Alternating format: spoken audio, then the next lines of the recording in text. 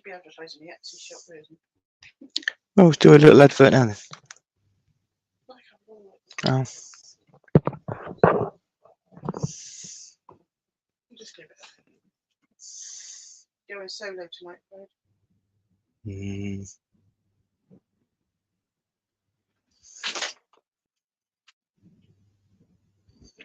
Is this we live?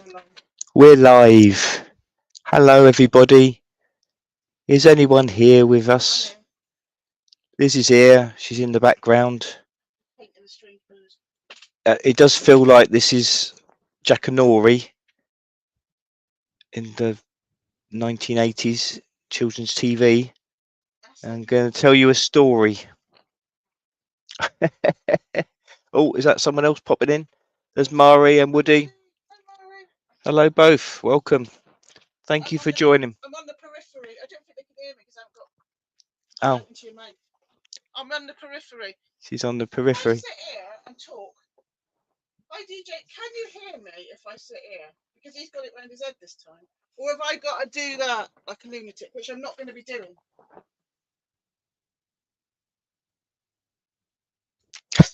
No good space, Mark. Well, we were waiting for an answer. Can you hear Liz? I mean, I would have thought you could hear her even without the microphone. Yeah. Woody's saying something. I can't read it from here. Oh, you can't hear me from over there. Good. All right. Yeah, this is going to be mainly about the symbolic visual representation, which is mainly Liz's thing anyway. So thank you for joining. As I say, it just feels a bit like I'm in the big chair to read a story like Jackanory for those who used to watch British kids TV in the 80s and 90s. Hello, Green Tea. So yeah, there's no quiz tonight. It's just me. This is painting. So yeah, I'm aware. I mean, I'm talking about Mauro Bellini or Big Lino as a. That's the only way we can remember how to spell it. In our uncultured English ways. But as some people already put in the comments, my earlier little video earlier in the week about it, you know, people have said, and I'm sure that a lot of you are already very familiar with his work and will have read and heard a lot more than I have. I've been trying to sort of immerse myself in it in the last week, but as usual, it's been amongst other things. So I'm going to sort of read through. You can't heckle, but you can just distract. but yeah, I might not be able to follow the chat as it's sort of going along while I'm doing the talk, but I'm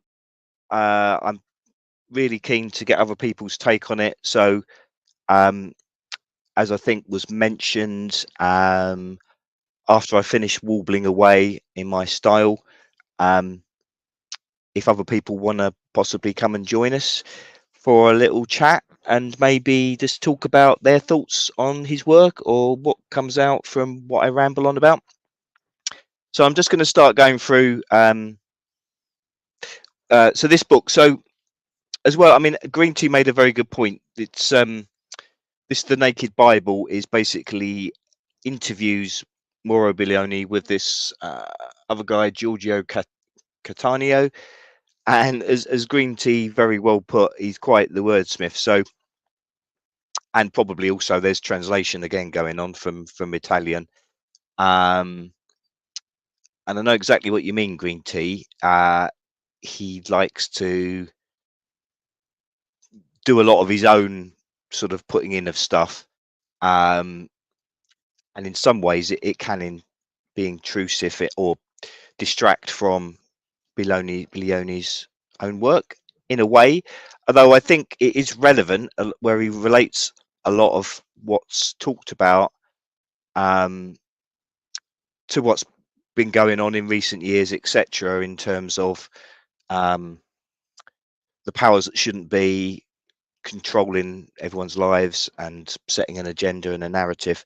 So I do think it is extremely relevant to all that. But yeah, I suppose that's always got to be like, in a way, the point of Bilioni is, I suppose, that the text of the Bible as we commonly know it now has been completely altered and rewritten, reworked from the original ancient Hebrew, and even beyond ancient Hebrew, other languages, some of which not even sure what they were the original books, texts that make up what we know as the Bible now. So Bellino, for those that aren't aware, Italian, very a scholar basically of, I suppose, ancient languages, and he was involved in doing translations of the Bible for this sort of Roman Catholic publishing house, big notable publishing house.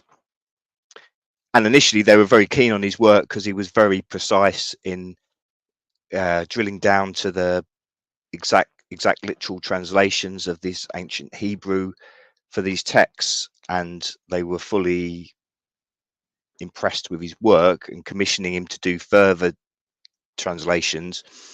But then when it started to get into the realms of what he was coming up with the literal translations wasn't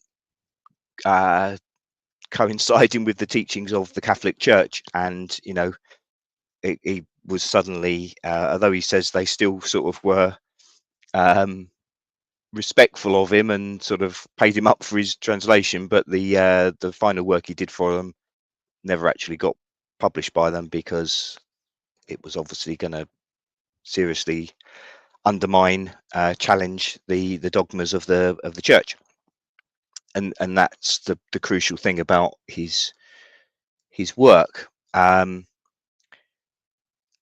There's, we just, I suppose, to go through the start so I don't completely lose me thread, but I was quite interested that this book anyway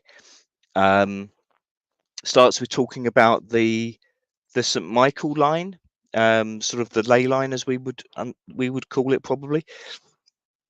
And this sort of caught my eye straight away because certainly friends of ours, Tony and Pete, are very involved with, or frequently go to spots along the St. Michael and St. Mary lines, dowsing, but very interesting the notable nature of this line and the different landmarks along it. But he was talking in this book of how this line that goes from one extremity, the place Skellig Michael, off the coast of Ireland, which incidentally, I didn't quite realise, although I knew it was in that sort of area where it was filmed, but The Force Awakens, I think it was probably like the Star Wars film, I think it was probably the bit where representing the planet where Luke Skywalker was hiding out and getting all mystical and hermity and stuff. But apparently that was filmed in Skellig Michael, which is sort of one extremity of this line. So that's quite interesting that they chose that location, just as an aside really, that they mention here. But at the other extremity, it's Carmel, or Mount Carmel in Israel. But this, for want of a better word, character, Michael, interesting, referred to as an archangel in some places, but also as a saint, and points made in the book that a saint is, generally assumed to be a human, a flesh and blood mortal that's obviously attained this saint status by performing miracles or some great works in the church, but it's a flesh and blood person, whereas an archangel is normally termed as a being of the heavens, if you like. So there's sort of discrepancy there in a way, but it's very interesting that these different fortresses, these different places that are erected along this line, that they are indeed fortresses, and the sort of the origin story, if you like, for where these are built is that Michael appeared, in visions to people and saying, build this great fortress for me in this location. But the nature of the visions, Michael was often seen as being like a warrior figure dressed in metal armor. And as I say, these buildings that are erected, although they'll be given religious sacred importance, they're very much fortresses. They're like in a strategic places, and they're fortified, so they're like to do with conflict, battle, and that's very much a theme, really, of these Bellino's translations. Which I suppose, when you think about it, shouldn't really be a surprise to us, because let's face it, these the religions, Judaism, Christianity, and obviously other monotheistic religions that's come after, have been bound up with conflict from the very beginning. But there's interesting takes on this.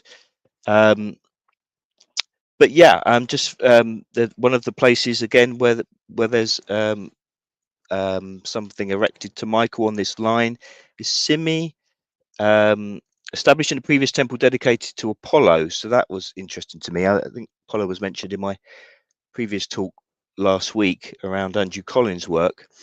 Erected on a cliff that the Celts had consecrated to their god Belenus, also identified with Apollo. And in fact, there's some references to the Apollo St. Michael axis. So, and then there's Lombardo identified characteristics of Michael with Odin, who was, again, obviously in the Norse gods, they're again, seen as warriors, sort of war. They get the gods that were presented very much as engaged in battle.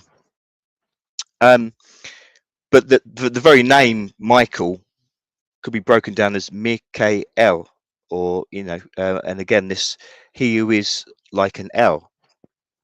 And then, of course, we get into this idea of the Elohim, which I'll talk about a bit more, or a lot more, in just a moment. But also, as I say, this place Carmel, which is on the other extremity line in Israel, of course, essential place for the Bible. Elijah frequented Michael's place on this promontory of Carmel, a dominant position over the Mediterranean. It's also mentioned in Egyptian texts. It's later visited by Pythagoras. I don't think I got around to actually mentioning in the talk last week, but someone very crucial to philosophy that has come up to our culture now. But when he was in Pythagoras when Pythagoras was in Egypt and performing these initiations to ancient knowledge, he arranged to be left on the shores of Galilee, then climbed up this Mount Carmel. I know these are all sort of digressions, really, but it's, I suppose it's part of it. It talks about the essence of this supposedly sort of mystical, spiritual places, as often being around the idea of fortification and war. And that seems like just basically a general theme. But to go to this word Elohim, which obviously is pretty crucial one, that it's caused such consternation with many Christians, theologians, from Bellino's work, and obviously connected with Paul Wallace as well. And many of you have already seen their videos on the fifth kind, their YouTube channel, Paul Wallace's YouTube channel. But a critical point of looking at the original text, ancient Hebrew, the word Elohim is plural, and it's not, whereas in more modern biblical text, or the translations, the reimaginings of the Bible, it is presented as representing God, the one God. And obviously that's such a crucial thing. The idea of the Abrahamic religions is that they are monotheistic and there is one all-powerful God. Although they obviously have reference to angels, other angelic beings, which are often sometimes also linked in the Bible to the Elohim. The crucial thing is, when you actually look at the text closely in detail, first of all, there's no actual mention of within the original text that became the Old Testament. Obviously, that was taken from the Jewish Torah, but it isn't. There's no actual reference in the original text to these crucial, as you would say for a religion, concepts of a spirituality, a transcendence, or indeed a God. The Elohim are described in very, well, I'll say flesh and blood terms, but yeah, basically as living mortal entities, although the sort of Elohim, I think the literal translation could be like the powerful ones in some interpretations. So they're seen as certainly being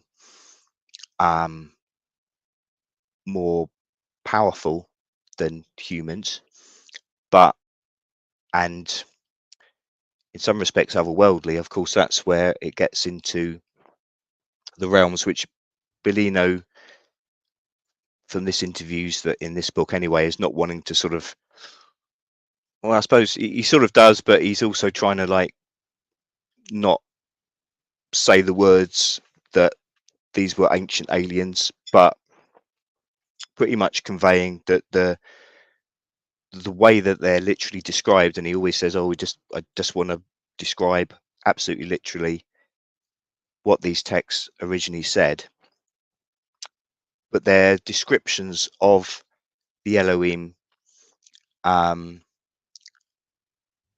of these entities that wielded power over humans, but they seem very much certainly not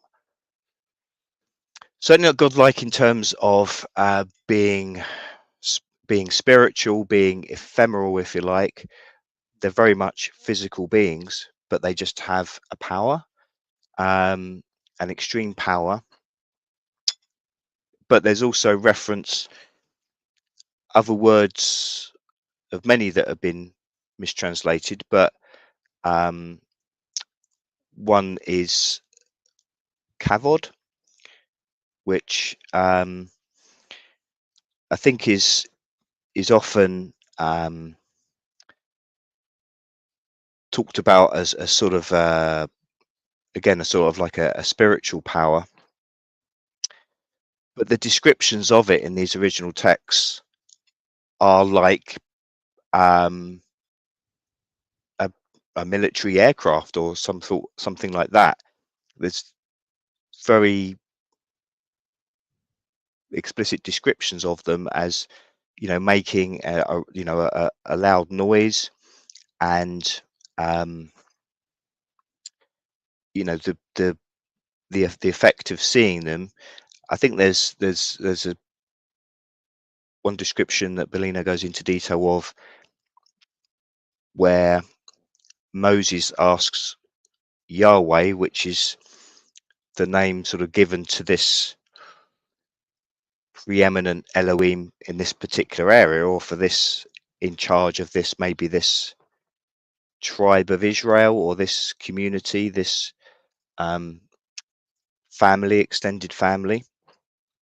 But he asks for sign of Yahweh's power, and he sort of talks about him going up to this mountain, but hiding in the rocks, the crevice, and you can't. It's dangerous to see this kavod from the front, so you need to view it from behind. So that's the only way to stay safe. Bellino talks about, it's not the way they describe these things. It's not like it's a sort of transcendent godlike power, which is like all beyond you. It's very much described in terms of something physical, like a powerful bit of machinery, or a powerful weapon, and it's talked of in terms like that. Also, reference to the Ark of the Covenant. I think when that was stolen, I think, from the Israelites at one point, I think by the Assyrians. Apologies, my memory's forgetting. But there's talk of, people came out in a terrible skin problems, diseases, and eventually they gave it back because it was causing too much harm.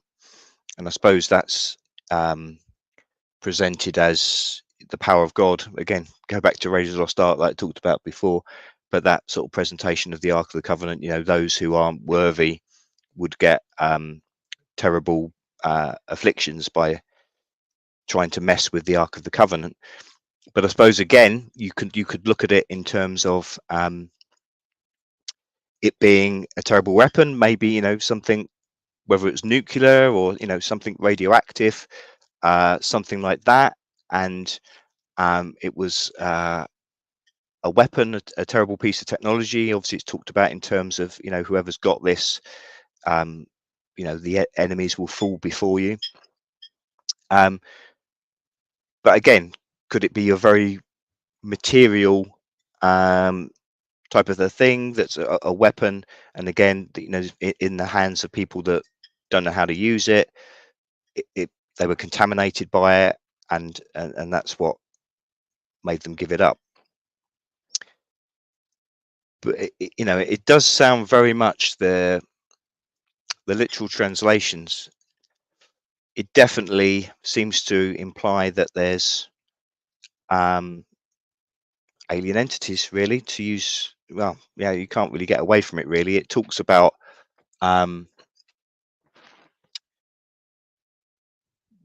as in terms of references to things of them coming from above, but also from a place of unknown origin. But certainly, I think as has been talked about in terms of the Old Testament, it's quite horrific, the descriptions of what this God supposedly, what he enacts on people, and what he tells his people to enact against other tribes, nations, whatever. And it doesn't equate with the idea of this Christian loving God. The complete opposite. It's really horrific when you look at the details of what is done to people, complete slaughter, genocide, and that obviously will resonate with things that are going on now in that region as well. But obviously, I know it's not only in that region. But there's very clear words in the Bible where Yahweh is instructing people to go out and just slaughter everyone in this other place, not leave anyone, not leave anyone alive, including women and children. And there is also very clear texts where it's said that they can just leave the young girls and bring them back to Yahweh or the Elohim. And girls 3 years old, as that's old, that's old enough. There's various references to newborn babies being offered up as sacrifice, and apparently that was a practice that went on for a long time until one particular king forbade it, and then it sort of went to just animal sacrifices instead. But for a long period of time, it was a tradition, if you like, that the firstborn would be offered up as sacrifice to the god, or the Elohim, this powerful governor. This idea that they're actually governors, rulers, and that they are controlling the people below them, and enslaving them and getting them to carry out slaughters to gain land, and to offer up material goods and people as some way of appeasing their rulers.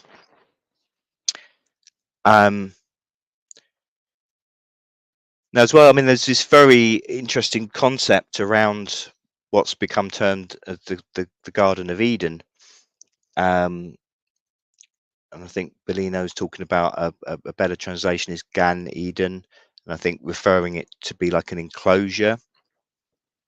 And there's a concept that basically from these original texts, if you go back to the original words, that there were genetic experiments, and it was these Elohim created this branch of humanity, and it was around genetic experiments. And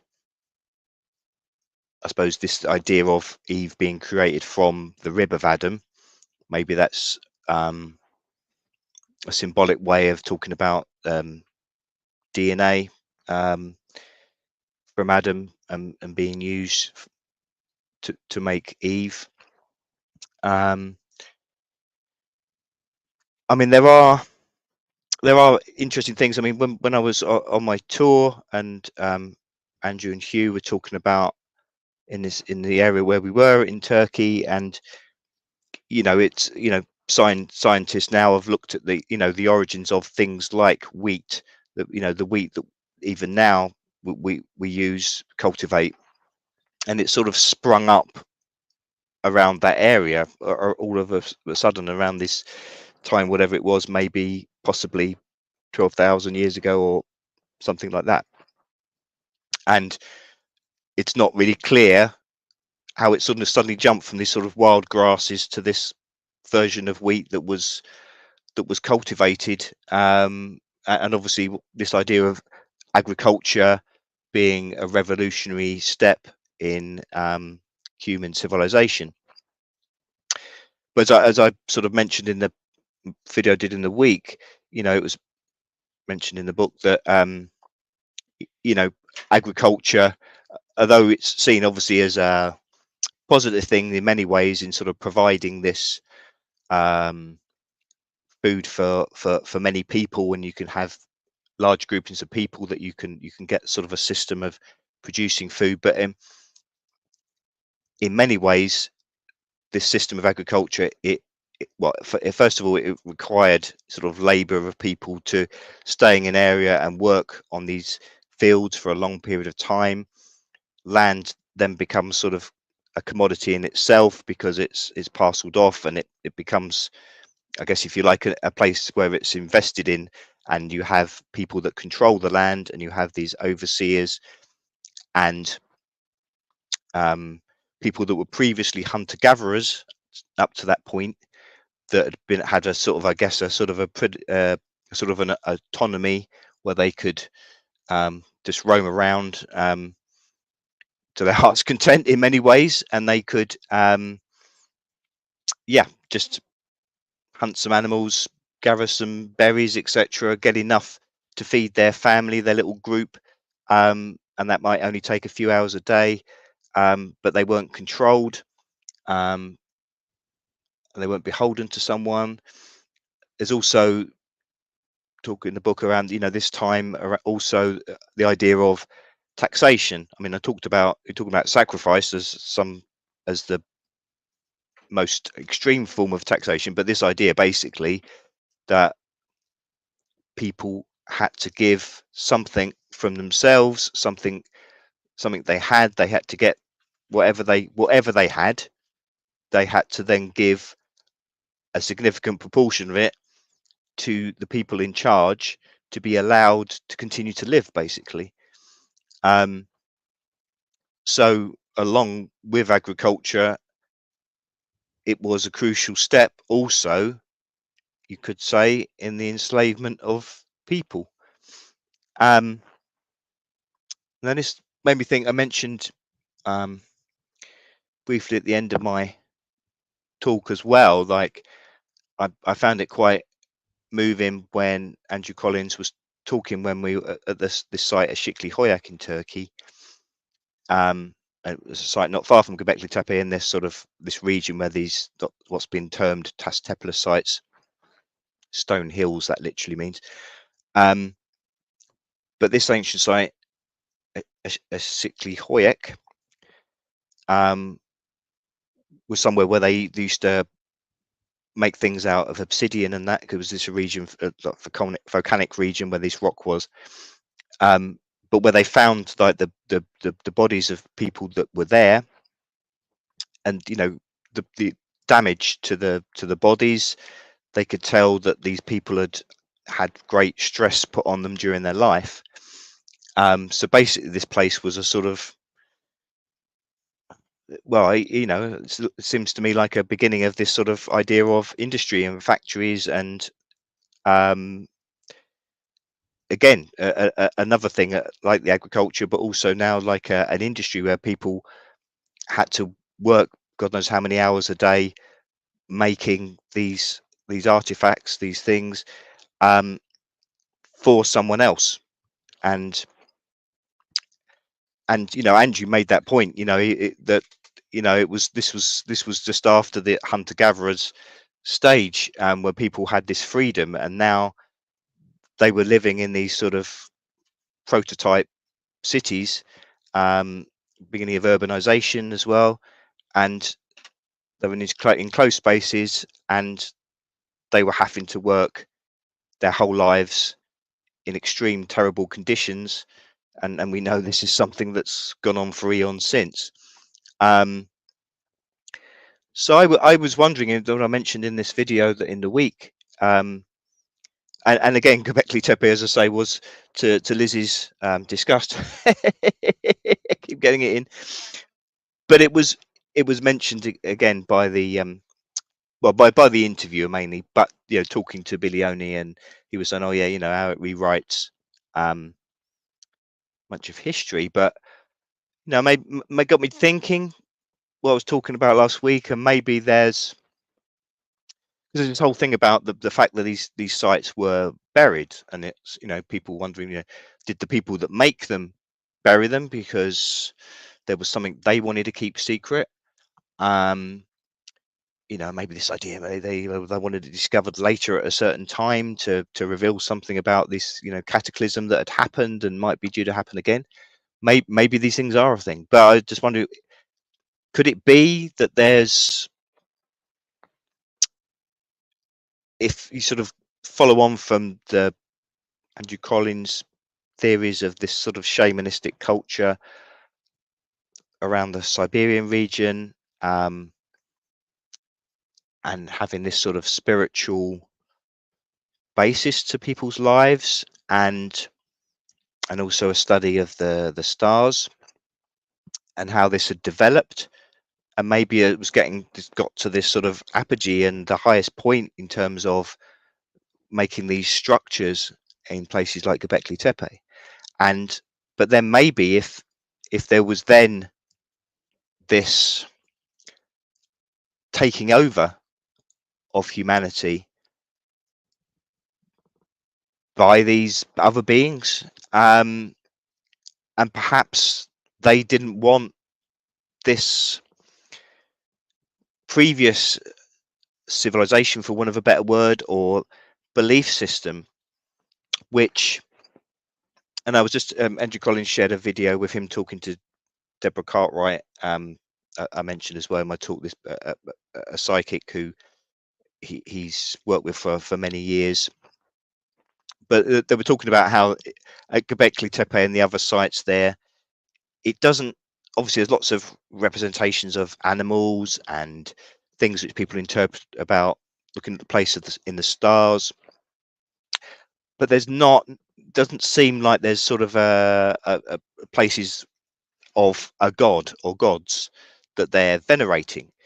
So obviously, you know, people think it's a shamanistic culture, and shamans were leaders in a sense. I suppose you could describe, you could put them in a way towards like priests, but from what I understand, it's much more in the terms of them going into the spirit world, trying to find things to help their people, to wherever it may be, either sort of help them to the afterlife or just bring back knowledge of how to survive.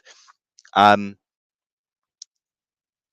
doesn't seem, I'm you know, I don't know, but if this was a way of life which was more where people had this freedom and they were given this a sort of a personal spirituality that maybe they could all access, albeit via help from the shaman, but they could participate in these rituals. But again, perhaps they had freedom, they had autonomy, they weren't ruled in the same way as came afterwards. Perhaps the new powers wanted that sort of idea of transcendence to be buried, so they could then develop their own systems, and they could bring in perhaps a religion. But as I say, as it's mentioned, Billy only makes the point that, you know, these old texts, these old Judaic texts, they don't describe anything as in terms of a god that is offering a transcendence, that is a spiritual entity. These concepts which the Christian translations and later texts have put on it, of being, you know, this spiritual god, this idea of eternity, a heavenly afterlife that's the possibility for everyone to access if they obey certain rules. But those concepts aren't in this original biblical text. They talk about these warlords, basically, that are controlling and possibly genetically manipulating. And again, does that resonate with our time now? The people beneath them, but it's very much rooted in a place. It's about these particular, the Adamites, these people, and potentially, as I say, these could be from this genetic manipulation. And maybe the texts are suggesting that to get the experiments right, there was eventually some of the Elohim within this certain branch of humanity that they genetically engineered, and that may this come from this idea of a chosen people, or people that have got certain elements to them which elevate them above the rest of humanity, this concept. But these biblical texts are going biblical, as I say. Well, it's obviously pre-Bible, the Jewish texts that got subsumed and made into the Old Testament. But it's very much about this tribe of Israel, this community, this small community, and their trials and tribulations, and their, they left Egypt and exile in Babylon, and but it's sort of one grouping of people. And then there's hundreds of years later, there's texts get Greek translations, and obviously you get these, the what becomes the New Testament, the Gospels, talking about the life of someone called Jesus, and that's go on to that in a minute as well. But I mean, Bellino's very careful in the interviewer here. They're talking about the Judaic people, and although the interviewer talks about all various conspiracies, it's saying, oh, the ones involving people beginning with J, they're not they're sort of not valid. But then it talks about the possibility of when there is sort of a notable translation, it's maybe inspired by particular rich people, Jewish people that are in Rome, in the Roman Empire, and they're sort of exiled, and they know they're not going to get the temple rebuilt in Jerusalem, as their religion asserts or demands. So it's sort of this translation to basically create a new religion, Christianity. Obviously there were sects of Judaism, messianic sects, that were splinter groups, if you like, but there were a number of these. But you get this, first of all, from Greek translations, but then into Roman times, and obviously goes to another level when it's persecuted. Christians are persecuted for many years, but when it becomes adopted sort of in this sudden sort of change to become the official religion of the Roman Empire. And then of course then it suddenly becomes this all conquering force. But the principle throughout this is that it's to do with control. I mean, it's interesting with what became the New Testament, and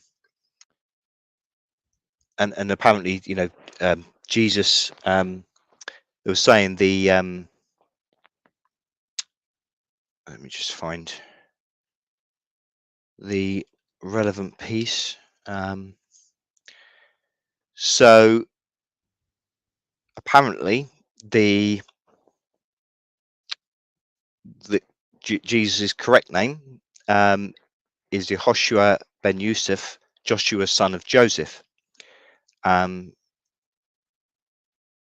Milioni says that Joshua was a very common name at the time, so he was sort of renamed Jesus in these texts to distinguish him from other people. But I mean, Bellino's not certain if he was a real person, but he does talk about the possibility that there was someone, but very different again to the the texts and the presentation that is given to us and has been given to us for centuries. So apparently not from Nazareth. Family resided in a place called Gamala, which was a place where the Zealots were, and these were people that were fiercely opposed to the Roman occupation and were, big sort of fighters against Rome. So they're saying that maybe they changed the place of origin to Nazareth because that took him out of this political center of anti-Roman resistance. So this sort of puts Jesus was, as I say, if they're saying if he was real, basically a resistance fighter. And he was crucified in. I think they're looking at other texts as well that aren't even in the Bible. In other texts, either from around that time or other associated texts. But this idea of he was crucified as punishment for sedition, for as I say, being trying to get the Romans out, I guess. He wanted to save his people from imperial domination. It's quite that's quite an engaging story, I suppose, as a sort of freedom fighter. And interesting, there is, I know that there's it's quite a thing in South America, particularly. There's this idea of liberation theology where you see pictures of like Jesus done up like Che Guevara, and it's this idea, he was a freedom fighter, and it's about freeing the oppressed people, which is quite a good story, if you like. But again, it's very much in actual text, or I say the facts. As I say, there's still uncertainty about what really happened, but it was about he was a freedom fighter for, again, a specific group of people of Israel and getting them away from the domination of the Roman Empire. But obviously, again, it's been made into a international transcendent religion in that he wanted to save humanity from their sins. He wanted to, to give eternal life to everyone, etc. But in this reading, he is very much, again, very much, it's about a flesh and blood person who's just doesn't like the fact that his country's being invaded and trying to fight back to get free people from oppression, but again, just a small group of his own people to try and get safety from them. I mean, there was interesting when he was talking about this idea that he was crucified, but he was given an anesthetic, a mandrake anesthetic, so he could be lowered from the cross without breaking his legs. So he wasn't killed. So he wasn't actually dead when he was taken down from the cross, and he was put in this sort of tomb. But as I say, he wasn't actually dead. He was revived with these medicines, aloe and myrrh-based mixture that they used to treat people in battle. And a few hours later, rather than a few days, he was taken out by moving this stone. But there's this, again, there's this reference to him disappearing in a cloud of light. And again, you get these figures that are in the Old Testament. I think Elijah, I think Noah, but there's talk of, again, it's this idea, which sounds a bit like an alien abduction, or this idea that they were taken up into the heavens. And then you've got, like, not in the Bible, but books that were found later, the Book of Enoch, where it talks about him going up and down several times to the heavens and eventually going up there for good. But again, this, obviously, many people have, in the ancient aliens idea, have read this as, it definitely sounds very much like they were connected to some alien race, or they were go-betweens with race of a different they were taken up in spaceships basically, or that sort of thing, and that's what the heavens were, or it was talking about whether another place in space, or again this idea of craft. And I was thinking, in a way, it's sort of like the sort of skeptics, the materialists, well, although probably most of them will scoff at the idea of alien, otherworldly visitation, but if you like, if they don't believe in the spiritual, then this is a sort of nuts and bolts scientific description for all these things that are more commonly and recently regarded in religion as being spiritual forces.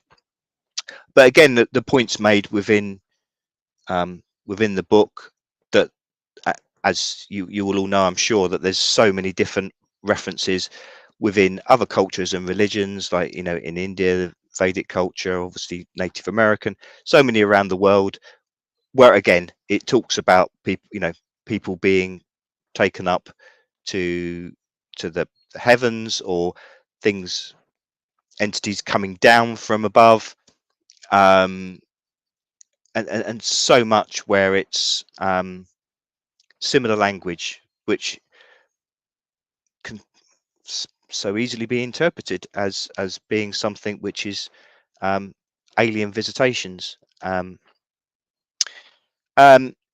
Continuing just with this idea of Jesus as a freedom fighter, John the Baptist as well. He was, there's talk that the idea of him, this idea of baptizing to bring people into this new religion, or the idea of purifying you of your sins, and saying here that in actual fact it's this term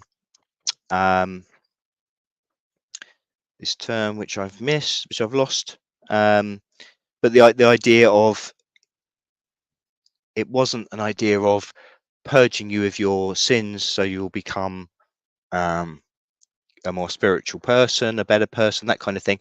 This was an initiation again into like a group of freedom fighters, and this, instead of sort of purging you of your sins, this was about people revealing what they did or would do in battle as part of this conflict to free themselves from the Romans. So again, all these concepts that are made into, it's about transforming the soul, and it's about transcendence, and going to a more spiritual place. That's really absent in these original texts, and again, it's very much rooted in the place where it is a struggle within this place, around what's now Israel, and the tribe of Israel, and the people in this community, and as I say, going back to these Old Testament texts, it's about their struggles for these powerful beings, the Elohim. Yeah, I mean, Jesus apparently told his disciples to spread the message only to the sheep of the house of Israel. So again, it's very much specific to a certain group of people. So Paul of Tarsus, I'm presuming that's St. Paul, did a radical reworking, one of a number, to make it acceptable to Hellenistic Greco-Roman culture. but as I say, this he may have acted on behalf of these other families that wanted to get a new form of religious thought that was effective for keeping the people under control. And Benino talks, he was saying about this sort of around sort of 2000 BC, as we call it. There are a number of different sort of religions that started up or were reframed, and there was Judaism, I think, had been around before that, but there was some reworkings done within that religion. There was reworking of the Vedas in India. Again, they'd been in existence before that, but there was sort of a reworking. There was Lao Tse and Confucius in China. There's different. I think what they were saying is that again, it could potentially be that there was these things were springing up around the same time. Could it be that they were all part of a global mind control or social control mechanism that was put out? And it was, as people have talked about, how we've in our sort of, if you like, particularly from the second half of the 20th century onwards, this idea of the sort of brave new world, whereas this idea of you just sort of pacify people with, well, whatever it may be, in terms of that sort of brave new world, it's sort of it's drugs and sex and these sort of things which to sort of pacify peoples and distract them and make them docile, if you like, and easy to control. But what they're sort of saying is maybe all these religions in this particular era, that was what they offered then. They were offering an idea of some sort of salvation, some sort of life after death if you behaved yourself, and that then you could get your reward in heaven in a different life, in an eternal life. But it depended on you playing the game and following the people that ran things, and that's and that became a means for social control. And we know that that's certainly how religions have become used, for sure. Whether that was always the intention of all the people that were part of it, and particularly at early days, like I say, certain religions may have already begun before this a sort of reworking happened. But I do think, again, I mean, like I say, I mean, as I would agree with a lot of people that, people I know, people that are, religion is rubbish. Religion's just used, it creates wars. It's about controlling people, putting them in their place. And I would agree with all that. But obviously, where I don't agree is when they then go to say, well, that, anything spiritual, anything talking about otherworldly or consciousness, soul, any of these concepts are also rubbish, because organized religion is oppressive and has just been about getting power. This idea of transcendence, the soul, that's also rubbish, because that's connected to these religions. What I would say is, that they've used, as has been talked about before, the religions have used these concepts. They've had these concepts, but they've only played lip service to them. They've put them in stories, in the Bible, for instance. But certainly the people that have been in power for these religions and using these religions to control the masses. They haven't certainly lived up to or shown any actual real belief in any of these concepts. In fact, they've done the opposite of them. But I think it is very valuable to look at these original texts to see the level of changes that have happened. I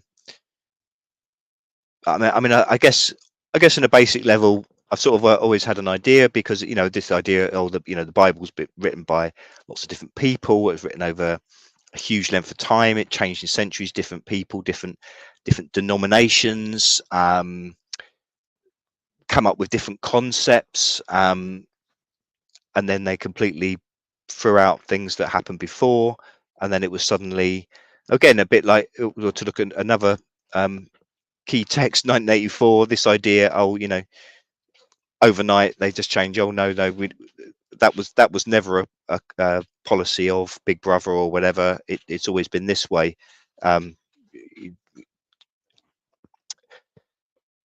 It's a similar thing like they've done with the religion here. It's that they've just completely rewritten one text. But certainly this idea of the ancient alien idea is fascinating, and it does sort of throw up all these ideas again about why these things were hidden when they reworked the text. It's well, I suppose it's it's the early version of a Roswell cover-up, if Ben's listening. But it's I think it's crucial as well, these translations, because it is going back to language, and it's so important to see the building blocks of language and how people are controlled, and this just makes it more clear than ever that language is used for control. So again, I guess you've got this concept of the spiritual being something that's connected with silence, and it's outside of words. And I suppose again, you look back at, as I say, this idea of shamanism, a completely different way of practicing belief, and that, from what I understand it, is something that's going beyond words. In my talk last week, I was talking about the importance of music within these beliefs and rituals, and how even these perfect pitches became connected to the ideas of numbers, mathematics, and these are all built into these megalithic sites, where it's Göbekli Tepe, and on centuries later to things like the pyramids. So it seems to me that, again, these ideas that were maybe more upfront and visible to the masses of people in this sort of shamanic cultures, they became then hidden knowledge that was still passed on through these civilizations and in the priestly classes, and then more recently in like the secret societies, the esoteric.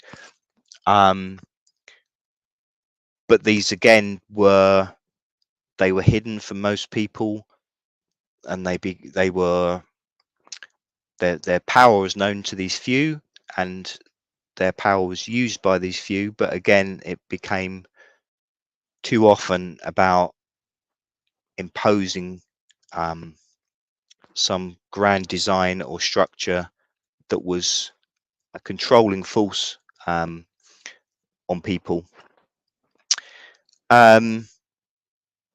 Just a few sort of observations as I go through, as I try and sort of piece together notes I've been taking over the last week.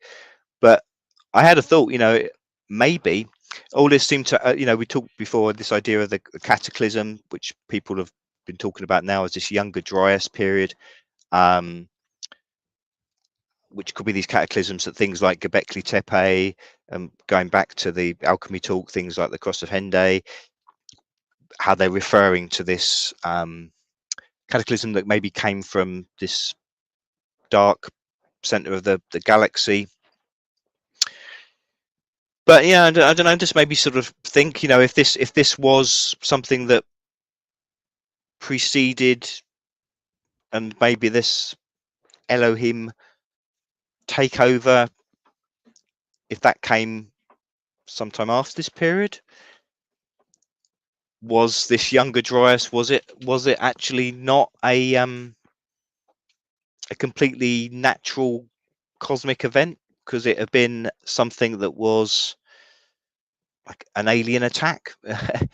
Something that was again caused by nuts and bolts, but from people not of this earth, or creatures, beings not of this earth, and maybe they precipitated the catastrophe, which then enabled them to overthrow perhaps whatever civilization was growing, was even like a sophisticated sort of Atlantean civilization pre the Younger Dryas type period, and then it was like an attack that destroyed it, and maybe that wasn't wholly something that was a natural phenomena. I don't know.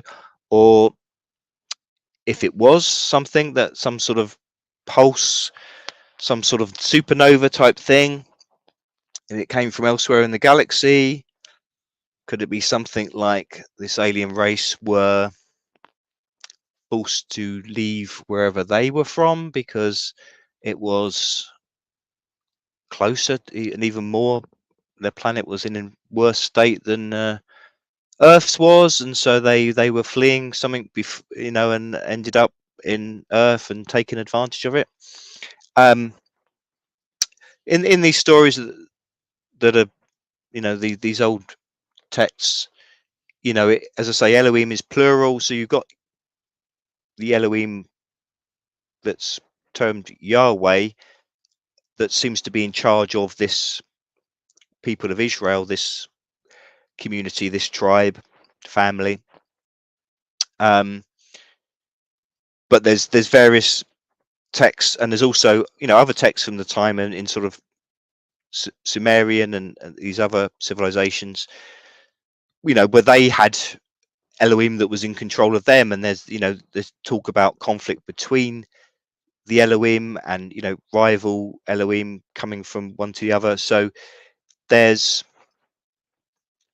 you got this idea of like as a number of people, as I know people in the chat and listening will have heard of various theories that people have of these sort of galactic wars, and we're in the middle of it, and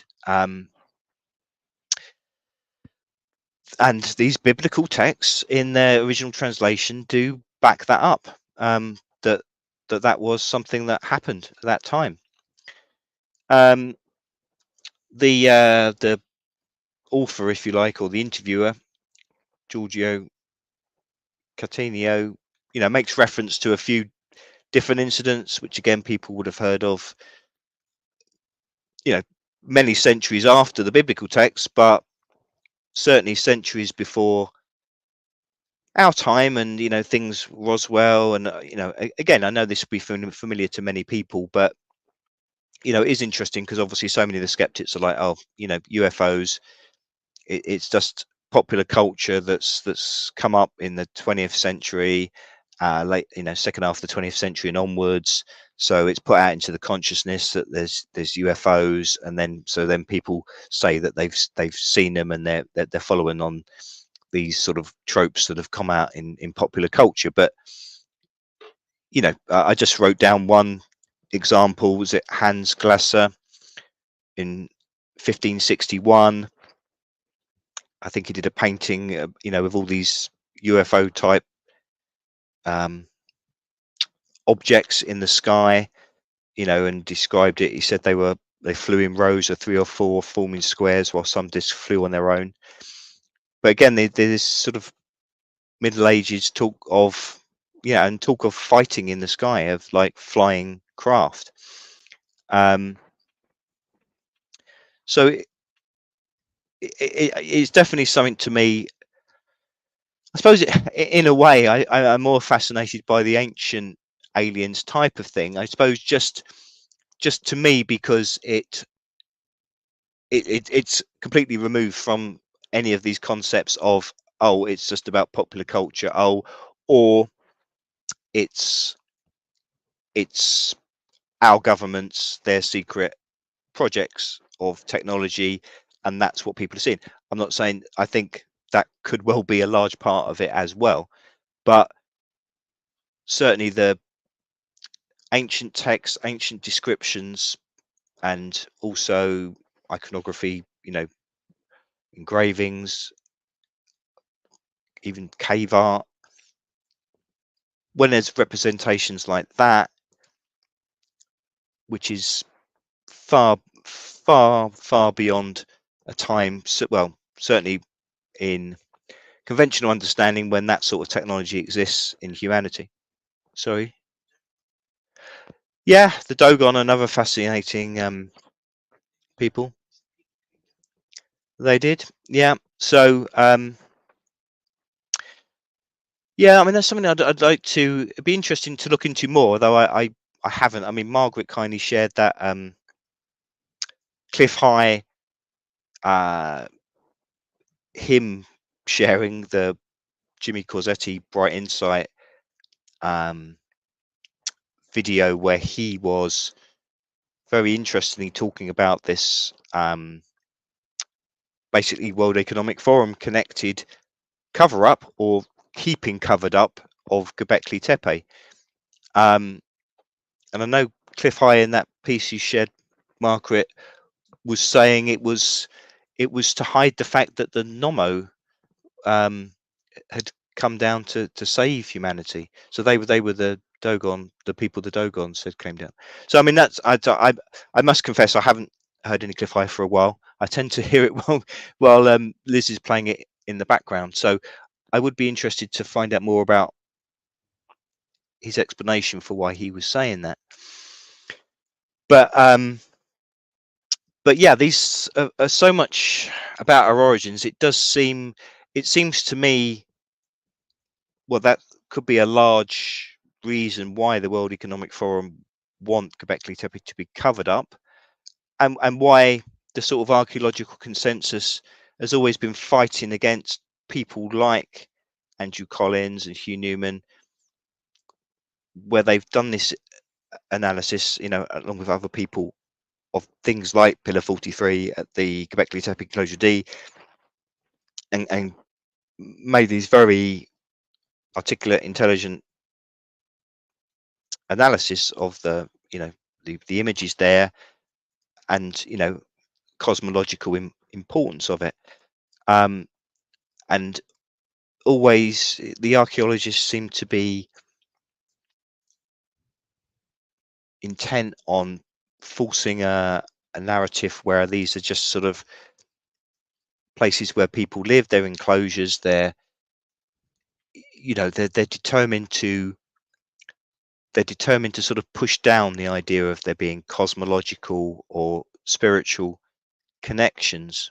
Well, they might just say, oh yeah, well, they had rituals and they danced about a bit, and they obviously had these funny old beliefs in whatever it may be, animism or something like that. But that's because they were sort of primitive. But obviously they may have been primitive, but they've made some incredible incredible structures, designs, and alignments with the cosmos,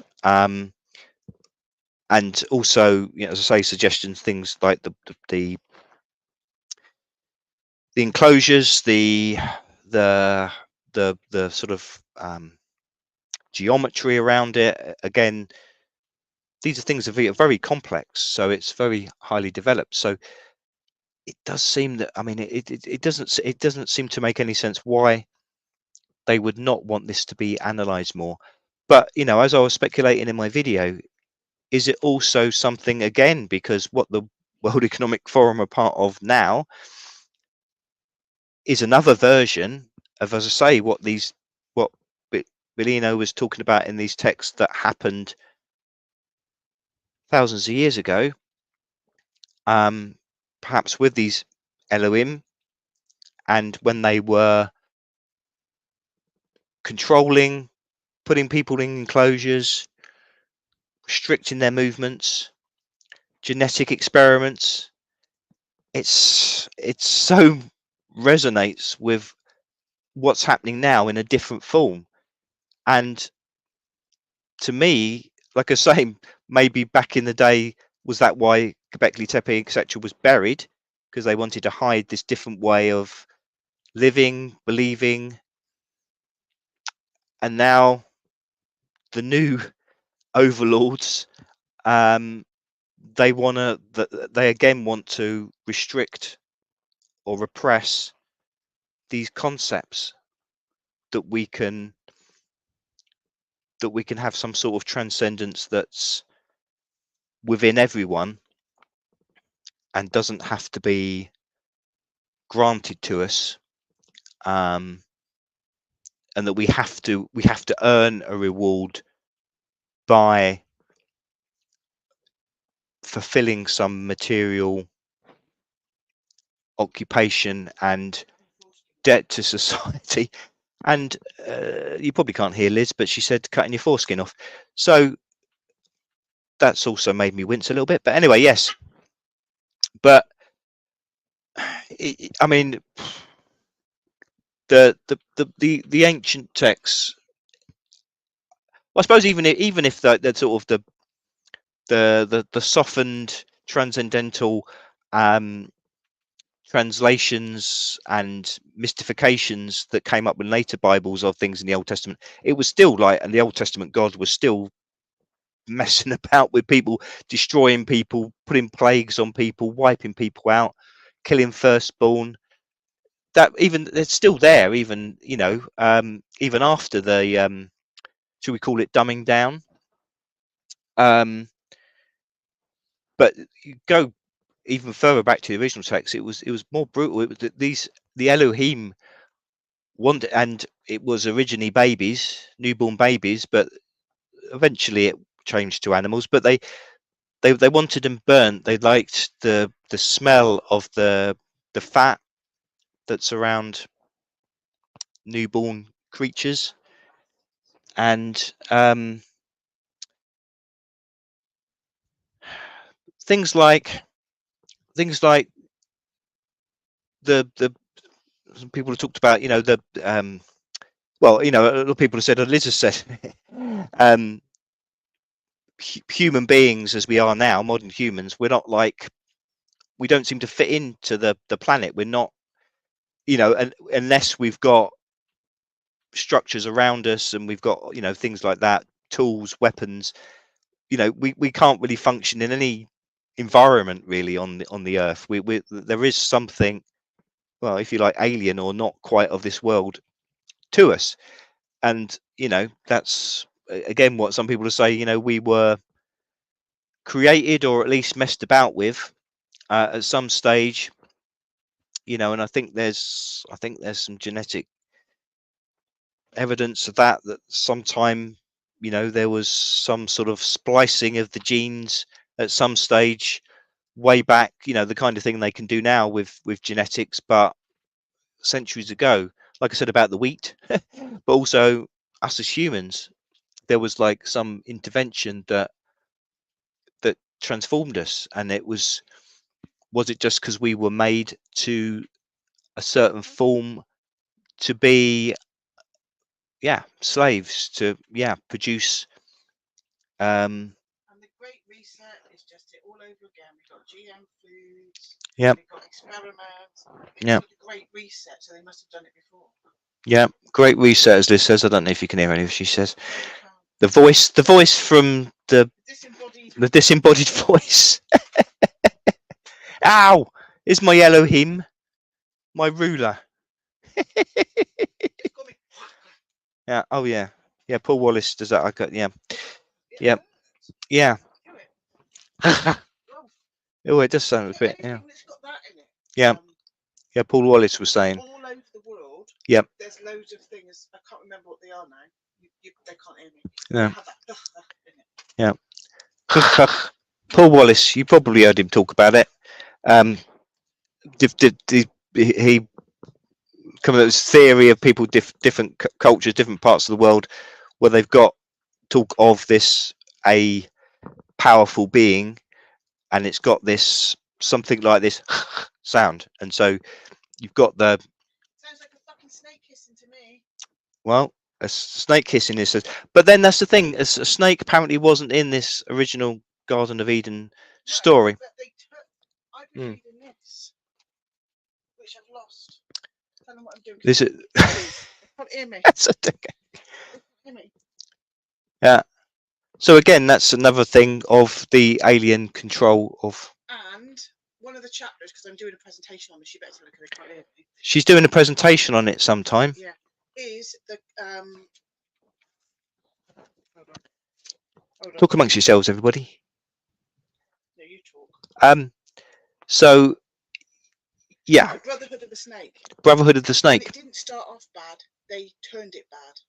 Yeah, they turned it bad. Well, it is interesting because in the region around Turkey, sorry to keep going, mentioning about Turkey, but in that sort of area of the world, even now, the snake is a positive symbol. In lots of beliefs, religions, it's very much is something that's got positive symbolism. So it's interesting that it's got a negative. I mean, there's again this interview on Andrew Collins' website with Debbie Cartwright, and they were talking around this. Obviously, Karahan Tepe is particularly dedicated, if you like, to the sort of serpent engravings.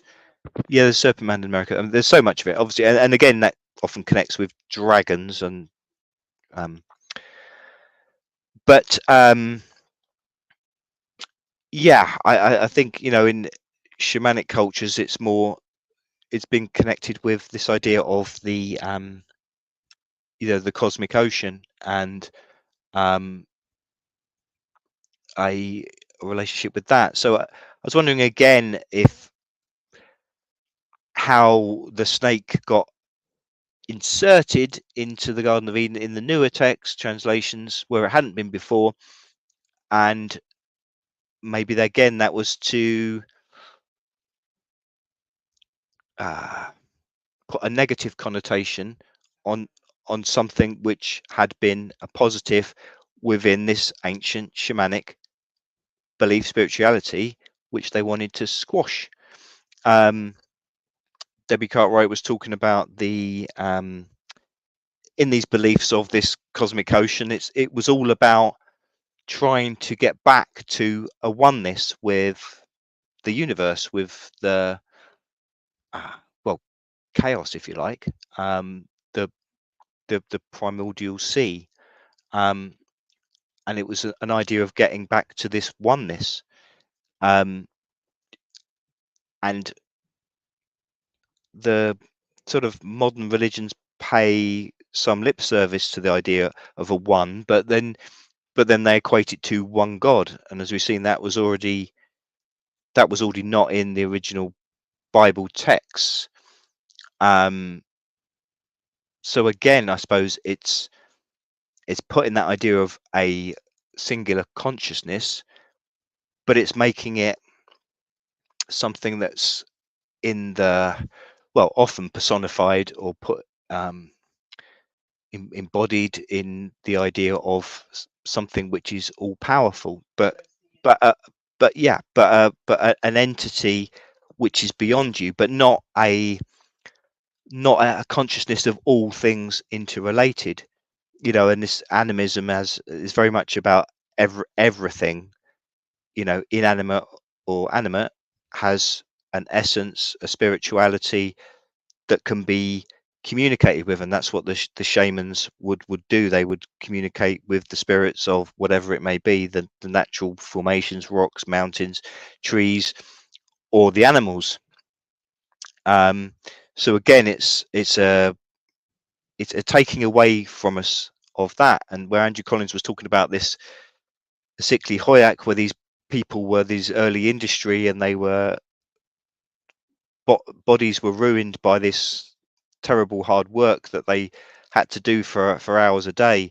He described it's like them leaving the Garden of Eden. As I say, one place where the Garden of Eden is talked about of being is around this area near Göbekli Tepe.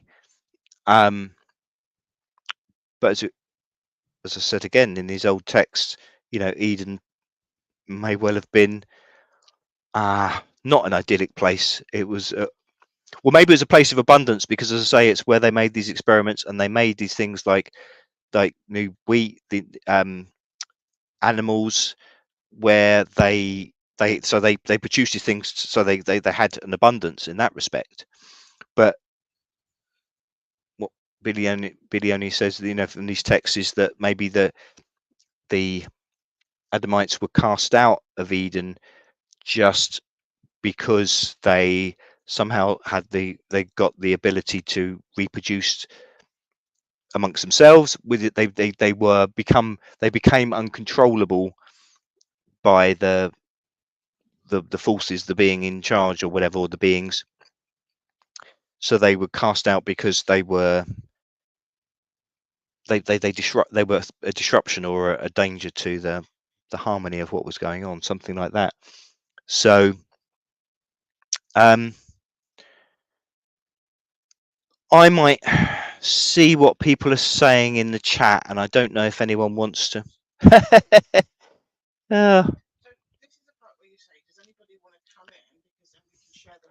Does anyone want to come in and join us for a talk? And if you do, Liz is going to try and put the link in the chat to see if anyone wants to join us. Hello to everyone. I won't be able to say hello to you individually because that will take. Snake is a symbol of medical and healing, green tea. Yeah, I mean that's because I always was suspicious, because obviously the WHO, the World Health Organization, have the snake as their symbol, and they say that that's the reason for it, because it is a symbol of medical and healing, which it is. But we sort of know from what we know about the WHO that they're sort of sneaking it in there. And again, it's one of these situations where actually they've got the other more recent interpretation of the snake as something evil. But I suppose that shows you, just within that one symbol, how symbols can be twisted, and so they can put it in as meaning one thing, but actually it means another. Tell them I put the link in and they just need to click on it. So one of the click on the link if you want to join, everybody. Yeah, in the garden story, the snake told the truth. It was God that lied and said you will die. Yeah, interesting. I mean, I think, again, Bilioni, I think, was talking about like the snake maybe have been a representation of, it was just talking about another Elohim that may have actually impregnated Eve and did the dirty there. And that was possibly a reason for Eve being cast out. Maybe this being impregnated by another Elohim gave this manufactured people, gave them this ability to reproduce themselves, or gave them this element of where they're something beyond human, or they've got a little bit of something extra in them. So they were seen as being a threat and no longer appropriate for being a slave race. I don't know. Mari, snakes are wisdom traditions. The Minoans venerated them. Yeah, I mean, Andrew and Hugh, I think, and JJ talking about on the tour, snakes are, well, in Göbekli Tepe, say Karana Tepe particularly, it seemed to be about the snake, but also they were thinking the shamanic, the shamans doing rituals at Göbekli Tepe and other places as well would have probably had snakes as part of the rituals. So yeah, they are such a essential. In India, there are the Naga, same as in South America, venerated. Come on, everybody, don't be shy. The etheric Liz, well, she's not. Yeah. DJ said there was a speaker on the UK conference circuit talked a lot about wheat and agriculture. I think actually Andrew was saying that actually he was saying that in a lot of the Eden stories that he was aware of in that region, it wasn't about an apple. Again, that's not in the original Bible text, but in other stories in that region, it was wheat. It was wheat that she had. So again, it was this idea, and then I think there was within these other stories, then a bull comes along, and it's sort of tamed. So it's again this idea of the centrality of agriculture to this beginning of civilization, both wheat and animal agriculture. And again, that's something that they're taking away because they're getting rid of all the farms and saying that we need to eat bugs and genetically modified food. So yeah, it's they're going the other way now and saying, oh, don't have wheat. They're getting.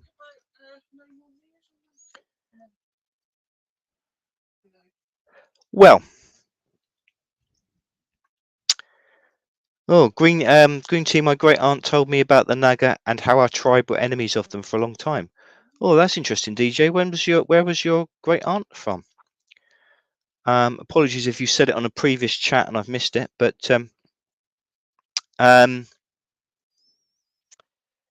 yeah, I think No More News hits the nail on the head in a lot of respects. But you will get called a neo-Nazi if you go on there.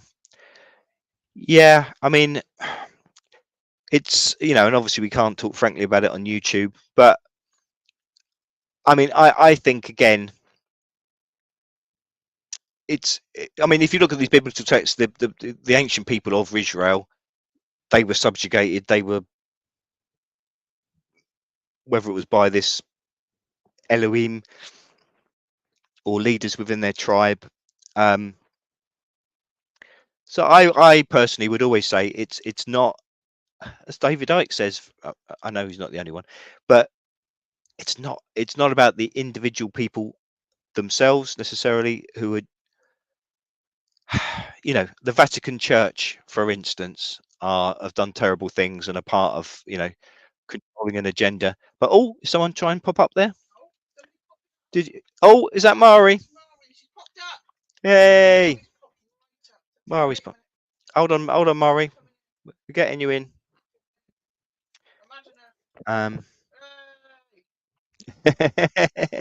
Woohoo! All right, hold on. Right, hold on. We're just getting split. No, but it was attached to another. Oh, just carry on. All right. All right, Mari. Can you I hear? Can. Hey, there we are. I can hear you. Wonderful. Right. Lovely to see you in person. Yeah, lovely to see you too. Both. So what's your thinking? Are you familiar with Billy? I know you are, because I know you've mentioned it as well in the past. It was connected to one of the. It's interesting because I think he is a man of the faith, and so to to. I think he's kind of trying to maintain that faith and also at the same time bring these revelations, because what we've been sold is not what it says on the box. Hmm. You know. Yeah, 100%. But you think, sorry, he still wants to keep the faith of Christianity, or? Yeah, I think I sense it for himself. That's my take. But I mean, definitely, from my perspective, like a lot of the material actually comes from Hermetic traditions, and you know, and so we're talking Read Greco that. Egyptian. So if you could describe a little bit of what you mean there. So like, there's a great deal of material within the Bible that has come across from the Hermetic tradition that, you know, is about that's where the spiritual the transcendence comes from, that we see in the New Testament, versus the Torah, which is more about a recitation of Hebrew tribal what we'd say in New Zealand is whakapapa, which is ancestral lines of descent. And so from what I've read and seen and understood, because I've been delving into astrology in a big way for the last probably 8 to 9 months, and a lot of what I'm discovering, which has been presented as biblical wisdom, has actually been cobbled together from multitudes of sources. So, for example, there's even talk. There's an American scholar, I can't remember his name, but he did a documentary called Caesar's Messiah, and they see the New Testament as a what do you call it? It's like a satire of Right. of the Hebrew tradition at that time, and then they utilised it for their own purposes, obviously for the perpetuation of the Roman Empire. That's fascinating. Funny enough, I've got that book, but I haven't actually read it yet. So maybe that'll be a future talk. But because he also did one on Shakespeare as well, I think the same scholar got both. No, I was actually thinking whilst I was listening to you presenting, I'm sure that you're going to come to the Caesar's Messiah material. Yeah, I haven't read it yet, but I can't even remember where I saw his name mentioned. But yeah, I thought, oh, yeah, got to get that, but I haven't got around to write. But yeah, I suppose that's interesting. Where it's again this idea that they created a religion, the text and the religion, but yeah, it was literally just as another form of control and to just further their own empire, and that's it's kind of like waves, ongoing waves of control, because when you were discussing the the transition from being nomadic hunter-gatherers to and then the growing of wheat, a domesticated wheat, centralization is an anathema to the human condition, like the natural human condition. That's my sense anyway. And so putting us into enclosures, if you like, cities, has been to our spiritual detriment. Absolutely, 100%. It's just I think you made a good point there. It is alien to our condition, and that it does seem to me that's at least symbolically this. Göbekli Tepe seems to be like a good symbol for that. It's a juncture point. It's funny actually because it's been referred to by a lot of people as the beginning of civilization. Göbekli Tepe, oh, this is where civilization started because it's the first time, or the first time at least that we know of that they built these sort of enclosure, this sort of level of architecture and symbolism and all the rest of it. But could it be that it was actually the end of that? It was the end. It was the apogee of one civilization, and then it was buried, and then this other one came after it. But I agree. I mean, yeah. I think Cliff High is saying that they've discovered relics and archaeological remnants of similar sorts of situations in the Indus Valley. So, and in that there were no references to war. He was saying that was one thing that he'd mentioned, and so I think that from what I can sort of cobble together in my mind of what he has said, there were these GANs that are referenced in the Bible. So you were saying about Gan Eden. They had them over various parts of the world, and they basically were, kind of parachuted in, and they were there to protect the Elohim, who find there's a kind of cosmic radiation that's not good for them. So the GANs actually act as a protective mechanism to prevent their physical deterioration, albeit that they still live for thousands of years. It's interesting conceptually to think of another species that were, elevated to the status of gods, but in actual fact were just a species that happened to live for a bloomin' long time. Yeah, and that were more technologically advanced than the people, and it. It's funny. It always just stuck in my mind. Years ago, I think when I was a kid, I just saw the cover of a science fiction book that someone was reading, and it just stuck in my head, The Mortal Gods. But this. But I thought, yeah, just this idea of if someone, an alien race, or if it's this idea, if someone's got technology that's superior to yours, it will seem like magic, and they will seem incredibly powerful, and it will be so easy to convince the multitude that you are something godlike, and to be revered and worshipped. But I think this was talking about, it's interesting actually, again in a sort of modern era, about some people were saying about the idea of like geoengineering, chemtrails, that sort of thing, covering up the sun, and it's about this sort of, like, especially if it's a sort of a reptilian race, that they can't. I think Cliff High again, good old Cliff High, that they don't. It's better for them if it's colder and wetter climate, and they don't like it. Yeah, wow. Yeah, it's so maybe. Well, blocking out the cosmic rays, because I don't know if you've come across Piers Corbyn talking about so they're talking.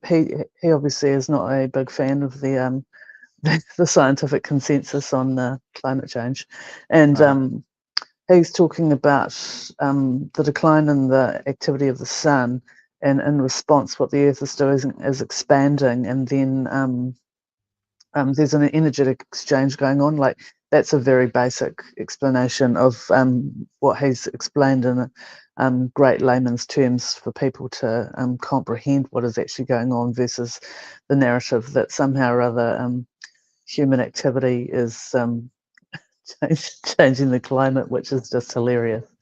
Yeah, so the possibility then that there's a great deal of energetic exchange coming in from the larger cosmos, and that's perhaps what they're trying to block out for these, god figures, because one of the the late great Ian Crane was talking about the belief systems of the would-be rulers of the planetary fiefdom are in alignment with this Elohim lot, and so therefore they need to block out the energetic forces coming in to welcome these people back again. Right. Wow. That's fascinating. I mean, it is. I mean, I suppose it's appropriate just after solstice. It is, because the importance of the sun. It was interesting that the Just Stop Oil idiots did their latest little stunt at Stonehenge just before solstice, and Yeah. the symbolism around that. But I mean, it, Orange is Freemasonic for sacrifice. yeah, Liz is just saying orange is Freemasonic sacrifice I knew symbol. it was something, but go and have a look. Yeah, Israel Diego Rivera's done a good video on it, and it was on an Illuminati, one of those Illuminati playing cards things as well. There's a card with the Stonehenge, and I guess it's like the sun coming through the stones, but it looks like an explosion of orange, So, but yeah, I mean, it is fascinating because with all the climate change, it's a death cult, yeah. But the where they're minimizing the power of the sun. I mean, they're minimizing it in a physical way by the chemtrails. But I mean, I've seen on like supposedly scientific environmental websites, it was talking about the going into this period of big solar activity on the sun, and it was going into all this scientific description about that. But then it said, oh, thankfully that won't affect climate change. It's like, so that big big It's hot thing. completely ridiculous, the whole concept. I mean, Ian Plimer, who's an Australian actual climate scientist who understands all this stuff, has said the entire premise is absurd when you discount the source of energy for our primary source of energy. Yeah. The whole earth. I mean, this is the level which is supposedly scientific. I mean, it gets to where there was an ex-colleague of Liz's, but Liz was discussing with another colleague about, they'd been getting headaches, and there was something happening with the sun, and they were like, I wonder, maybe that's why we've been getting headaches.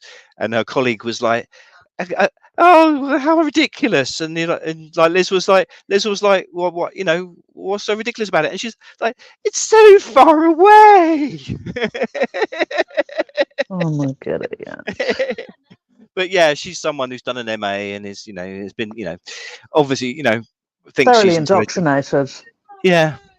Too clever by far. Crikey. That's right. Yeah. But yeah, I mean, I guess that's these ancient beliefs again, like we've talked about, I suppose with paganism, where I was saying about the shamanism being buried in favor of these monotheistic ruling religions. But obviously, we've talked, there's been a lot of talk before, but It's the paganism gods and up in the sky versus the chthonic.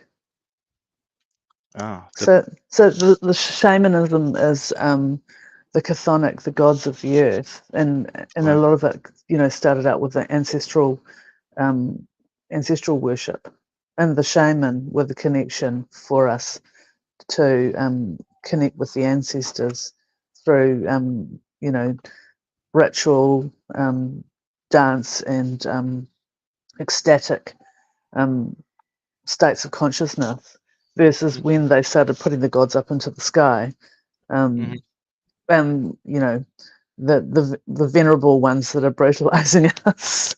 So therefore we should worship them, versus the beautiful connections that we have by virtue of family and the earth. I mean, what could be more natural? Yeah, 100%. I suppose those other people still had a worship of the sky, but it was the sun, it was the moon, it was in a cosmic, in a much more holistic kind of situation. Yeah, and the intrinsic connection with those bodies in the sky, how they affected life on Earth. The movements of the. Yeah, so it was The an intrinsic. cycles. Yeah. Yeah. an Yeah, intrinsic yeah. connection with our, like you say, our daily life. This is saying Farmer's Almanac very Yeah, loudly. yeah, exactly. Exactly. It's like you know, the moon, Selene, Diana, uh, Artemis. These we were venerating a seasonal, and you know, it was a daily changing thing hmm hmm that we could Yeah. observe, and we could see for ourselves. We didn't need a middleman that we had to pay some tax to for the benefit of you know, dispensation from being a sinning mortal. Yeah. 100%. You know, it's I think it's I think it, you know, it's good to, you know, the Bellino is fascinating because it's, I guess it's not, in a way it's not saying anything new to what we thought anyway, that these monotheistic religions were, you know, destroying connections with our past and our connection with the earth and the universe in favor of, you know, a system of control. But I suppose it makes it even more explicit that, you know, even these old Judaic texts, the original language, you know, there isn't even mention of a god. There's nothing about transcendence, eternity, all these words that are in the modern Bible. They were just mistranslations, complete made up, um, just completely made up, and the original text said nothing about them. So it like you say, it was originally just about the lives and the descendants of this tribe of Israel and their religions. Who did? Green tea. You cut your hair by the Farmer's Almanac. Yeah. It should be a Jethro Tull song. You're right. Yeah, I mean, well, I mean, I was struck by one of my colleagues at work.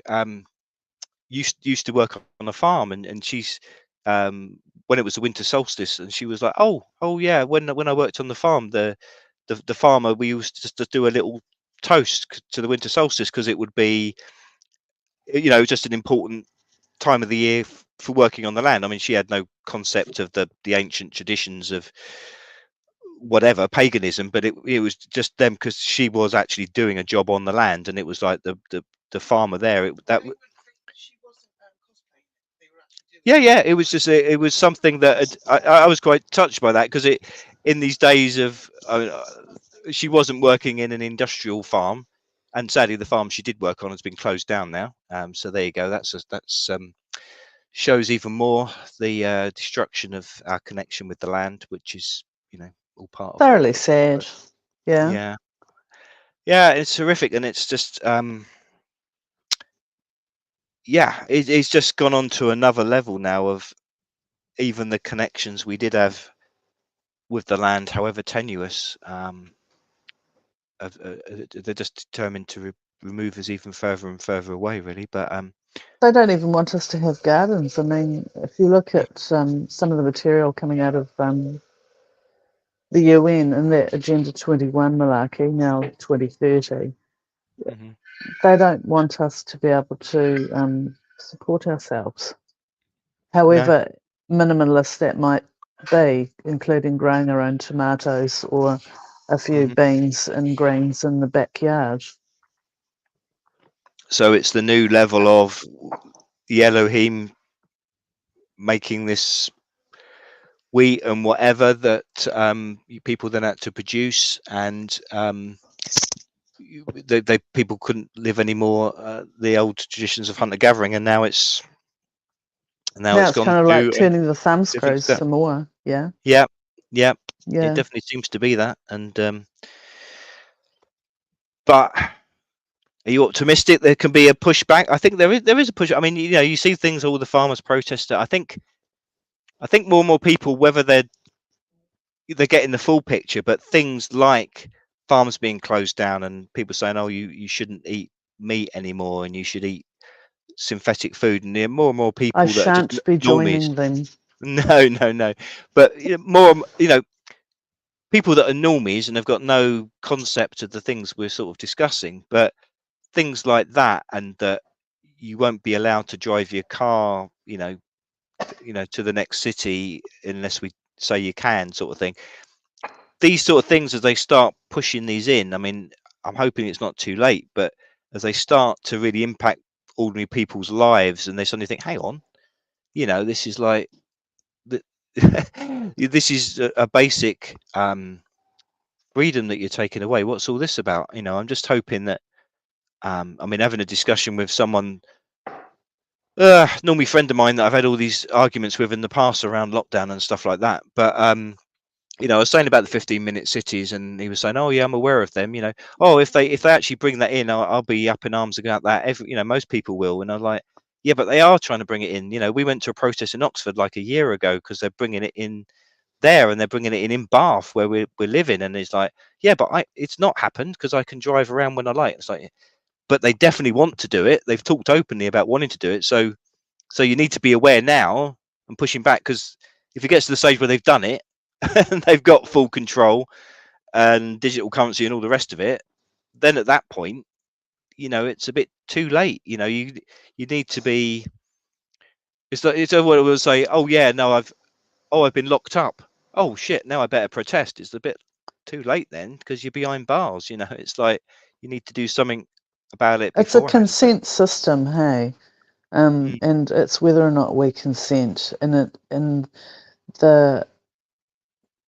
the old adage about the revolution will not be televised, and it's happening now. And my sense is that the feral part of humanity that's inside of all of us is literally saying, no, we don't consent. I mean, I don't want for a great awakening, but there's enough of us that are tireless and irate. It won't happen. I mean, they did try very hard in 2020 to convince people of an illness that wasn't. And so I just think of Thomas Sheridan saying, just wait. And, never truer words were spoken. We just had to wait and continue to resist, to be stoic, to think, okay, well, I'll go without. I mean, the small luxuries that I was going without, included going to the library, for goodness sakes. And then when I went back to the library, I had a librarian chasing me around with the offer of a mask. Can you imagine? Yeah, I've got a little image in my head. Yeah, but yeah, I mean, I try to be optimistic, and Liz is the yang to my yin, or the other way around. I'm not sure. Yeah, Liz is the nihilist, but you say that, Liz, but then you started up this channel, and when we started up the group where we met Mari and Margaret and Linda, and it's so that's a fake nihilist. Yeah, because you are resisting, you are pushing back in your own way. But yeah, but in general, that, like you say, Mari, there's enough of us, and if we're all in our own way, even if it's just within ourselves, not kowtowing to what they say we should believe in, then that there's enough of us. And I do think there's more. Just conversations me and Liz have had at work with colleagues that we would have assumed were normies, or that had previously not been of our persuasion. Yeah, having it with a taxi driver we had a conversation with the other week, and maybe in a way, because we've been through all this, and it was a bit of a break, and there was a big, all these ructions and people that kept with the official narrative, and people more and more being pushed to the other side and standing up against it, and those people being ostracized and called various names. But from that, as we've seen through it, like you say, as we've been stoic, now we've come the other side, and now people are like feeling more powerful and ready to speak up. And it's like, look, you know, we were right. We were right. Well, yeah, and also what we got to lose. And it's like, so yeah, I'm confident that, along with just normies who maybe don't see the bigger picture, but they're just like, hang on, all these farms are closing down, and I can't get the food. What's all that about? And obviously all the cost of living and all these things that they're and wars they're pushing, and people are like, well, no, that's outrageous. I'm not going to do that. And I just told Linda to get her arse up there. Say it, I typed it. apparently Liz has typed to Linda, get your arse in the chat, get in the video chat. Not your actual arse. Not your 100%. arse. Don't get your arse on camera, Linda. Don't get your arse on. Linda's got heaps of wisdom to share. I wonder what you were going to say brilliant. there, Maury. But yes, you have, Yes, Linda. yes, You have got heaps she's of brilliant. wisdom. Well, yeah, we've got heaps of wisdom in that chat, but not your arse, no. But you have to save that for a different video cam. Did I say that out loud? Right. You said that bit out loud. Brilliant. Oh, damn it. Right. These microphones. Okay, but yeah. No, I think. I do. We having these groupings in this channel, and like we do have the live stream.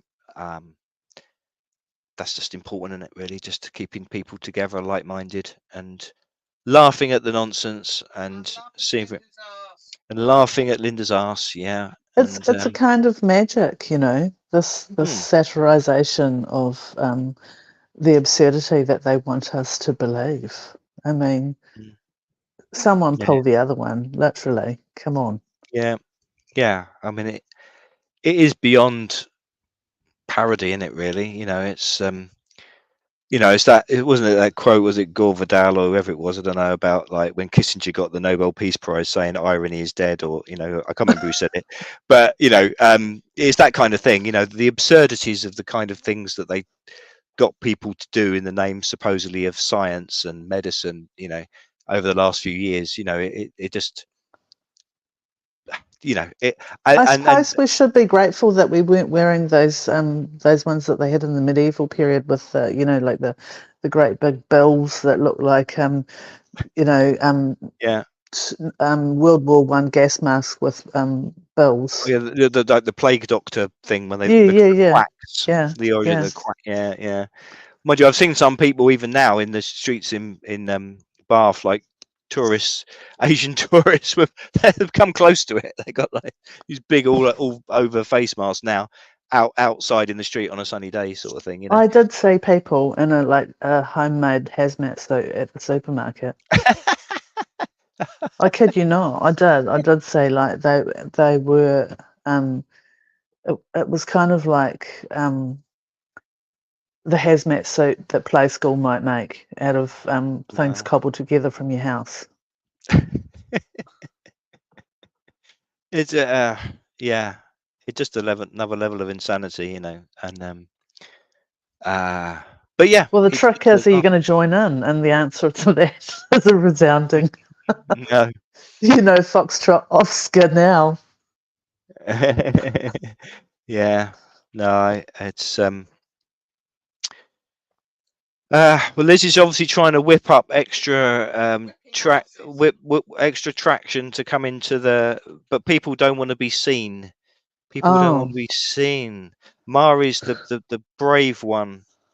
You're prepared to be out there. The thing is that it's an opportunity to speak to you both, and that's heartening, and there's an energetic exchange going on, and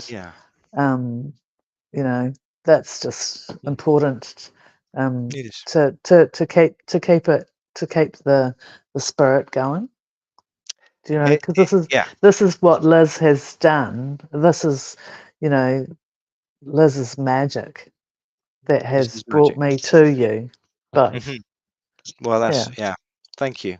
Yeah, that's great. It's great to see you again. Yeah. So Yeah, thanks, Mari. I will sign out, and Okay. hopefully someone else will, pop Okay, in to Mari. have a chat, because Yeah. you're both amazing, and it's my Thank you, pleasure. my dear. Thank you. Thank you, my dear. Okay. Cheers, Mari. Thank you. Mwah. Mwah. Mwah. Disembodied hand. The etheric Liz's hand. Okay, The take it etheric Liz. easy. Yeah, you too, Bye. Mari. Bye. Bye. So it's just me again and the etheric Liz. Well, DJ said he might say something about recent history on YouTube. Yeah. Well, we have to censor ourselves. There is a danger. We have to censor. Yeah. Linda, all right. Well, is anyone else going to join? We always have to. Yeah, we have to steer clear of certain words, but you can use coding. Like I talked about the nasties the other week, things like that. But yeah, I understand if people are a bit shy or don't want to put themselves up front. But yeah, it's great that we have this little community, and we can laugh at the most. Okay, well, maybe we will just end it for this evening then. DJ doesn't want to get arrested, which is fair enough. But thanks so much for listening. I'm sorry I sort of wobbled on and went off at a tangent. I know there's so much more to talk about on Bellino's work, and I know many of you would have read and watched probably. Well, I know a lot more than I have, but I'm interested to find out more. But I think it's just another level of getting to other layers, centuries old, of the kind of oppression that they've been putting on humanity, and re-engineering humanity, both our physical bodies and our society and organization. Thanks, Mari. My wobbling is fantastic. Oh well, I did it all right on the dance floor and back in the day. Green tea, thank you. It was this channel and Liz and Mark doing a silly video that I had my first giggle doing the lockdowns. That means a huge amount, Green tea, and I'm so glad. Thank you so much to you and everyone that support sticking through us. These years. It means a lot. We don't have a massive channel. We don't have a huge number of viewers, and obviously we'd like to have more.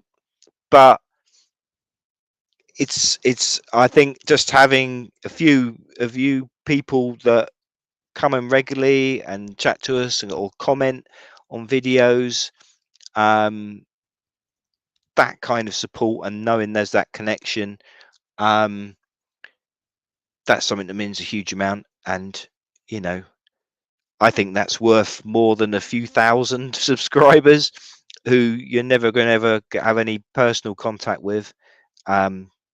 We've got I think we've got a great connection thanks to your input from all of you. Well, thanks. It was nice of Thomas to tell you to get in touch with us, and Linda, and it's great to have met you in person as we did with Mari and Margaret, and we have with Cosmic and Ben, of course, and hopefully we will do with more of you down the line. We're going to the Glastonbury Symposium next month, and yeah, I'm sure there'll be times down the line when hopefully we can get together in person. But in the meantime, this is still a great way to communicate and have some fun and a bit of chat on a Saturday night. So I think I'll sign off now, but night or good morning in Mari's case, and yeah, enjoy the rest of your weekends, people, and we'll see you again next week, same time. I don't know what I'm going to talk about yet, but it'll be interesting. Goodbye all.